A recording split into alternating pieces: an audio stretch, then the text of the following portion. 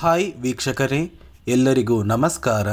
ನೋಡಿ, ಗೃಹಲಕ್ಷ್ಮಿ ಯೋಜನೆಯ ಪ್ರತಿಯೊಂದು ಫಲಾನುಭವಿಗಳಿಗೆ ಸರ್ಕಾರದಿಂದ 4,000 ಹಣನ ಜಮಾ ಮಾಡ್ತಾ ಇದ್ದಾರೆ.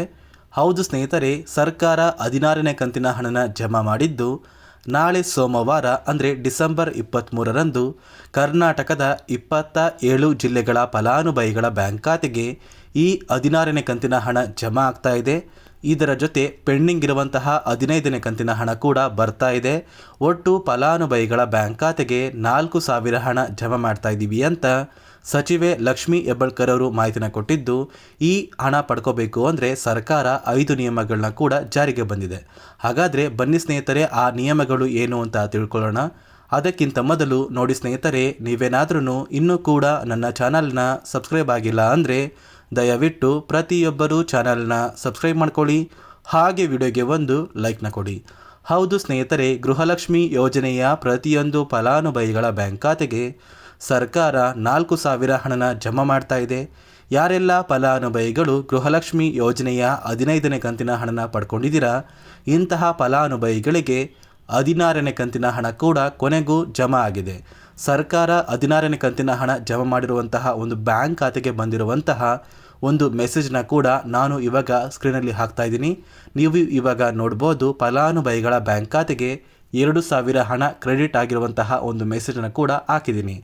ಅದೇ ರೀತಿ ನಾಳೆ ಸೋಮವಾರ ಅಂದರೆ ಡಿಸೆಂಬರ್ 23ರಂದು ಸುಮಾರು 27 ಜಿಲ್ಲೆಗಳ ಫಲಾನುಭವಿಗಳ ಬ್ಯಾಂಕ್ ಖಾತೆಗೆ ಈ 16ನೇ ಕಂತಿನ ಹಣದ ಜೊತೆ ಪೆಂಡಿಂಗ್ ಇರುವಂತಹ 15ನೇ ಕಂತಿನ ಹಣ ಕೂಡ ಜಮಾ ಮಾಡ್ತಾ ಇದ್ದೀವಿ ಅಂತ ಸರ್ಕಾರ ಮಾಹಿತಿನ ಕೊಟ್ಟಿದೆ. ಹಾಗಾದರೆ ಬನ್ನಿ ಸ್ನೇಹಿತರೆ, ಆ ಜಿಲ್ಲೆಗಳ ಹೆಸರು ಏನು ಅಂತ ತಿಳ್ಕೊಳ್ಳೋಣ. ಮೊದಲಿಗೆ ಸ್ನೇಹಿತರೆ, ಬಾಗಲಕೋಟೆ, ಬೆಂಗಳೂರು ನಗರ, ಬೆಳಗಾವಿ, ಬೆಂಗಳೂರು ಗ್ರಾಮಾಂತರ, ವಿಜಯಪುರ, ರಾಮನಗರ, ಧಾರವಾಡ, ಚಿಕ್ಕಬಳ್ಳಾಪುರ, ಗದಗ, ಚಿತ್ರದುರ್ಗ, ಹಾವೇರಿ, ದಾವಣಗೆರೆ, ಉತ್ತರ ಕನ್ನಡ, ಕೋಲಾರ, ಶಿವಮೊಗ್ಗ, ತುಮಕೂರು, ಬಳ್ಳಾರಿ, ಚಾಮರಾಜನಗರ, ಬೀದರ್, ಚಿಕ್ಕಮಗಳೂರು, ಕಲಬುರಗಿ, ದಕ್ಷಿಣ ಕನ್ನಡ, ಕೊಪ್ಪಳ, ಹಾಸನ, ರಾಯಚೂರು, ಕೊಡಗು, ಯಾದಗಿರಿ, ಮಂಡ್ಯ, ವಿಜಯನಗರ, ಮೈಸೂರು ಮತ್ತು ಉಡುಪಿ ಈ 27 ಜಿಲ್ಲೆಗಳ ಪ್ರತಿಯೊಂದು ಫಲಾನುಭವಿಗಳ ಬ್ಯಾಂಕ್ ಖಾತೆಗೆ ಸರ್ಕಾರ ಗೃಹಲಕ್ಷ್ಮಿ ಯೋಜನೆಯ 16ನೇ ಕಂತಿನ ಹಣ ಮತ್ತು 15ನೇ ಕಂತಿನ ಹಣ ಕೂಡ ಜಮಾ ಆಗ್ತಾ ಇದೆ. ಸಾಕಷ್ಟು ಫಲಾನುಭವಿಗಳಿಗೆ ಈಗಾಗಲೇ 15ನೇ ಕಂತಿನ ಹಣ ಬಂದಿದ್ದು, ನಿಮ್ಮ ಬ್ಯಾಂಕ್ ಖಾತೆಗೆ ಸೋಮವಾರದಿಂದ 16ನೇ ಕಂತಿನ ಹಣ ಕೂಡ ಜಮಾ ಆಗ್ತಾ ಇದೆ. ಅದೇ ರೀತಿ ಒಂದು ವೇಳೆ 15ನೇ ಕಂತಿನ ಹಣ ಬಂದಿಲ್ಲ ಅಂದರೆ ಒಟ್ಟು ನಿಮ್ಮ ಬ್ಯಾಂಕ್ ಖಾತೆಗೆ 4,000 ಹಣ ಜಮಾ ಮಾಡಲಾಗ್ತಾ ಇದೆ ಅಂತ ಸಚಿವೆ ಲಕ್ಷ್ಮೀ ಹೆಬ್ಬಾಳ್ಕರ್ ಅವರು ಒಂದು ಭರ್ಜರಿ ಗುಡ್ಡಿಸ್ನ ಕೊಟ್ಟಿದ್ದಾರೆ. ಆದಷ್ಟು ಬೇಗ ಡಿಸೆಂಬರ್ ಮುಗಿಯುವಷ್ಟರಲ್ಲಿ ಪ್ರತಿಯೊಂದು ಫಲಾನುಭವಿಗಳ ಬ್ಯಾಂಕ್ ಖಾತೆಗೆ ಈ 16ನೇ ಕಂತಿನ ಹಣನ ಸರ್ಕಾರದಿಂದ ಜಮಾ ಮಾಡ್ತೀವಿ ಅಂತ ಹಣಕಾಸು ಇಲಾಖೆ ಕೂಡ ಒಂದು ಮಾಹಿತಿನ ಕೊಟ್ಟಿದೆ. ಅದೇ ರೀತಿ ಸುಮಾರು 1,30,000 ಫಲಾನುಭವಿಗಳ ಬ್ಯಾಂಕ್ ಖಾತೆಗೆ ಈ ಬಾರಿ 16ನೇ ಕಂತಿನ ಹಣನ ಸರ್ಕಾರ ಕ್ಯಾನ್ಸಲ್ ಮಾಡಿದೆ. ಈ ಒಂದು ಫಲಾನುಭವಿಗಳಿಗೆ ಯಾವುದೇ ರೀತಿಯ ಗೃಹಲಕ್ಷ್ಮಿ ಯೋಜನೆಯ 2,000 ಹಣ ಇನ್ನು ಮುಂದೆ ಜಮಾ ಆಗೋದಿಲ್ಲ ಅಂತ ಸಚಿವೆ ಲಕ್ಷ್ಮೀ ಹೆಬ್ಬಾಳ್ಕರ್ ಅವರು ಮಾಹಿತಿನ ಕೊಟ್ಟಿದ್ದು, ಯಾವ ಕಾರಣಕ್ಕೆ ಈ ಫಲಾನುಭವಿಗಳಿಗೆ ಹಣ ಜಮಾ ಆಗ್ತಾ ಇಲ್ಲ ಅಂದರೆ ಸರ್ಕಾರ ಕೆಲವೇ ದಿನಗಳ ಹಿಂದೆ ಗೃಹಲಕ್ಷ್ಮಿ ಯೋಜನೆಯಲ್ಲಿ 5 ಹೊಸ ನಿಯಮಗಳನ್ನ ಜಾರಿಗೆ ತಂದರು. ಆ 5 ನಿಯಮದ ಆಧಾರದ ಮೇಲೆ ಫಲಾನುಭವಿಗಳ ಬ್ಯಾಂಕ್ ಖಾತೆಗೆ ಈ 2,000 ಹಣ ಜಮಾ ಆಗ್ತಾ ಇದೆ.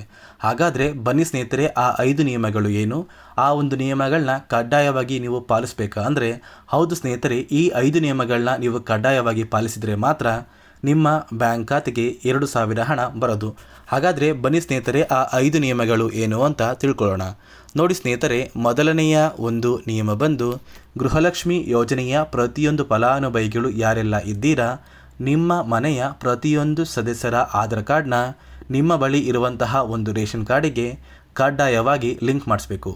ಈ ಒಂದು ನಿಮ್ಮ ಆಧಾರ್ ಕಾರ್ಡ್ನ ಲಿಂಕ್ ಮಾಡಿಸೋದಕ್ಕೆ KYC ಅಂತ ಕರೀತಾರೆ.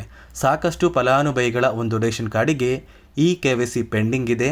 ಅದೇ ಒಂದು ಕಾರಣಕ್ಕೆ ಸರ್ಕಾರ ಈ ಬಾರಿ ಈ 5 ಹೊಸ ನಿಯಮಗಳನ್ನ ಜಾರಿಗೆ ತಂದಿದೆ.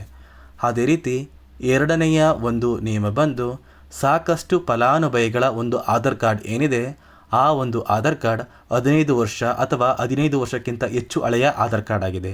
ಈ ಒಂದು ಫಲಾನುಭವಿಗಳು ಅವರ ಆಧಾರ್ ಕಾರ್ಡ್ಗೆ ಯಾವುದೇ ರೀತಿಯ ತಿದ್ದುಪಡಿ ಕೂಡ ಮಾಡಿಸಿಲ್ಲ ಮತ್ತು ಯಾವುದೇ ರೀತಿಯ ಒಂದು ಅಪ್ಡೇಟ್ನ ಕೂಡ ಮಾಡಿಸಿಲ್ಲ. ಅದೇ ಒಂದು ಕಾರಣಕ್ಕೆ ನಿಮ್ಮ ಆಧಾರ್ ಕಾರ್ಡ್ನ ನೀವು ತಿದ್ದುಪಡಿ ಮಾಡಿಸಿಲ್ಲ ಅಂದರೆ ನಿಮ್ಮ ಬ್ಯಾಂಕ್ ಖಾತೆಗೆ 2,000 ಹಣ ಜಮಾ ಆಗ್ತಾ ಇಲ್ಲ. ಮತ್ತೆ ಸ್ನೇಹಿತರೆ, ಸರ್ಕಾರ 16ನೇ ಕಂತಿನ ಹಣನ ಜಮಾ ಮಾಡುವ ಮುಂಚೆ ಪ್ರತಿಯೊಂದು ಫಲಾನುಭವಿಗಳ ಒಂದು ದಾಖಲಾತಿಗಳನ್ನ ಮರುಪರಿಶೀಲನೆ ಮಾಡಿದ್ದಾರೆ. ಈ ಒಂದು ಸಂದರ್ಭದಲ್ಲಿ ಫಲಾನುಭವಿಗಳು ಸರ್ಕಾರಕ್ಕೆ ತೆರಿಗೆನ ಕಟ್ತಾ ಇರೋದು ತಿಳಿದು ಬಂದಿದೆ. ಅದೇ ರೀತಿ 4ನೆಯ ಒಂದು ನಿಯಮ ಬಂದು ಸರ್ಕಾರದಿಂದ ಬರುವಂತಹ ಒಂದು ರೇಷನ್ನ ಕಳೆದ 3 ತಿಂಗಳಿಂದ ನೀವು ಪಡ್ಕೊಂಡಿಲ್ಲ ಅಂದರೆ ನಿಮ್ಮ ಬ್ಯಾಂಕ್ ಖಾತೆಗೆ ಗೃಹಲಕ್ಷ್ಮಿ ಯೋಜನೆಯ ಹಣ ಜಮಾ ಆಗೋದಿಲ್ಲ. ಮತ್ತು ಸ್ನೇಹಿತರೆ, 5ನೆಯ ಒಂದು ನಿಯಮ ಬಂದು ನಿಮ್ಮ ಒಂದು ವಾರ್ಷಿಕ ಆದಾಯ 7 ಲಕ್ಷಕ್ಕಿಂತ ಕಡಿಮೆ ಇರಬೇಕು. ಒಂದು ವೇಳೆ ವಾರ್ಷಿಕ ಆದಾಯ 7 ಲಕ್ಷಕ್ಕಿಂತ ಜಾಸ್ತಿ ಇದ್ದರೆ ನಿಮ್ಮ ಬ್ಯಾಂಕ್ ಖಾತೆಗೆ ಗೃಹಲಕ್ಷ್ಮಿ ಯೋಜನೆಯ ಹಣ ಬರೋದಿಲ್ಲ. ಈ 5 ನಿಯಮದ ಆಧಾರದ ಮೇಲೆ ಪ್ರತಿಯೊಂದು ಫಲಾನುಭವಿಗಳಿಗೂ ಹಣ ಜಮಾ ಆಗ್ತಾ ಇದೆ. ನಾಳೆ ಸೋಮವಾರ ಡಿಸೆಂಬರ್ 23ರಂದು ಸುಮಾರು 27 ಜಿಲ್ಲೆಗಳ ಪ್ರತಿಯೊಂದು ಫಲಾನುಭವಿಗಳ ಬ್ಯಾಂಕ್ ಖಾತೆಗೆ ಸರ್ಕಾರದಿಂದ 16ನೇ ಕಂತಿನ ಹಣ, ಇದರ ಜೊತೆ ಪೆಂಡಿಂಗ್ ಇರುವಂತಹ 15ನೇ ಕಂತಿನ ಹಣ ಕೂಡ ಪ್ರತಿಯೊಂದು ಫಲಾನುಭವಿಗಳ ಬ್ಯಾಂಕ್ ಖಾತೆಗೆ ಆದಷ್ಟು ಬೇಗ ಜಮಾ ಆಗುತ್ತೆ. ಕೆಲವೇ ದಿನಗಳಲ್ಲಿ ಪ್ರತಿಯೊಂದು ಫಲಾನುಭವಿಗಳು ಈ ಒಂದು ಹಣನ ಪಡ್ಕೋತೀರಾ ಮತ್ತು ಪೆಂಡಿಂಗ್ ಇರುವ ಹಣ ಕೂಡ ನಿಮ್ಮ ಬ್ಯಾಂಕ್ ಖಾತೆಗೆ ಆದಷ್ಟು ಬೇಗ ಬರುತ್ತೆ ಅಂತ ಹೇಳ್ತಾ, ಇದಿಷ್ಟು ಗೃಹಲಕ್ಷ್ಮಿ ಯೋಜನೆ ಕುರಿತು ಸರ್ಕಾರದಿಂದ ಬಂದಿರುವಂತಹ ಒಂದು ಹೊಸ ಮಾಹಿತಿಯಾಗಿದೆ.